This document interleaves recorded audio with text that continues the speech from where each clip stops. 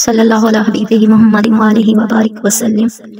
آج ایک واقعہ بیان کرتے ہیں جو کچھ عورت کے حوالے سے بھی ہے اور نسلوں کے حوالے سے بھی ہے، جیسے کہ عادتیں نسلوں کا پتہ دیتی ہیں۔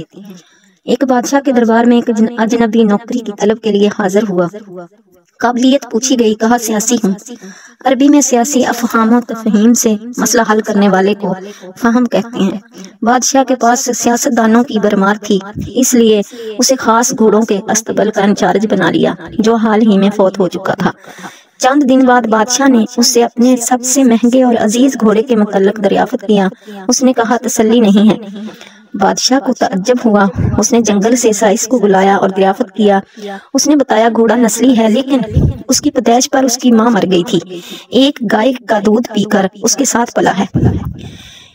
اجنبی کو دوبارہ بلایا گیا۔ بادشاہ نے پوچھا تم کو کیسے پتا چلا اصل نہیں ہے گھوڑا؟ اس نے کہا جب یہ گھاس کھاتا ہے تو گائیوں کی طرح سر نیچے کر کے کھاتا ہے، جبکہ نسلی گھوڑا گھاس منہ میں لے کر سر اٹھا لیتا ہے۔ بادشاہ اس کی فراست سے بہت متاثر ہوا۔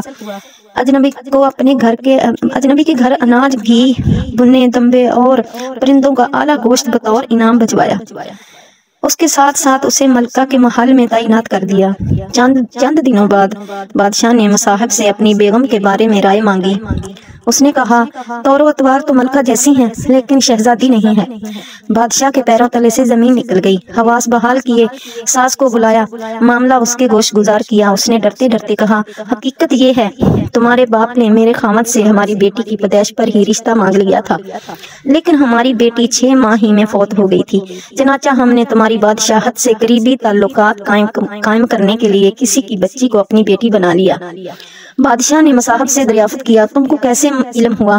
اس نے کہا اس کا خادموں کے ساتھ سلوک جاہلوں سے بدتر تھا، چھوٹی موٹی بات پر گالی گلوچ پر اتر آتی تھی، امرا اور خوش آمدیوں سے متاثر تھی اور غریبوں اور مجبوروں کو دھتکار دیتی تھی، اپنی تعریفیں خود کرتی تھی، اور سب سے بڑی بات کہ آپ کی ملکہ ہونے کے باوجود ان کی باتوں پر اور حرکتوں آنکھوں سے احساس کمتری جھلکتا تھا، جس کچھ پانے کے لیے نمو نمائش کا سہارا لیتی تھی۔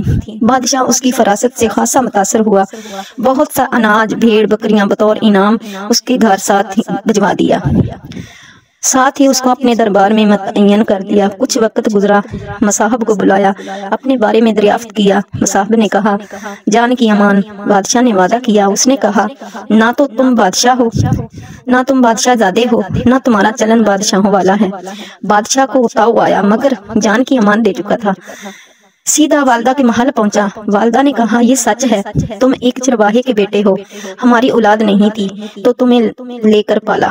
بادشاہ نے مصاحب کو بلایا، پوچھا بتا تجھے کیسے علم ہوا؟ اس نے کہا بادشاہ جب کسی کو انعام و کرام دیا کرتے ہیں تو ہیرے موتی جواہرات کی شکل میں دیتے ہیں، لیکن آپ بھیڑ بکریاں کھانے پینے کی چیزیں عنایت کرتے ہیں۔ یہ اسلوب بادشاہ زادے کا نہیں، کسی چرواہے کے بیٹے کا ہی ہو سکتا ہے۔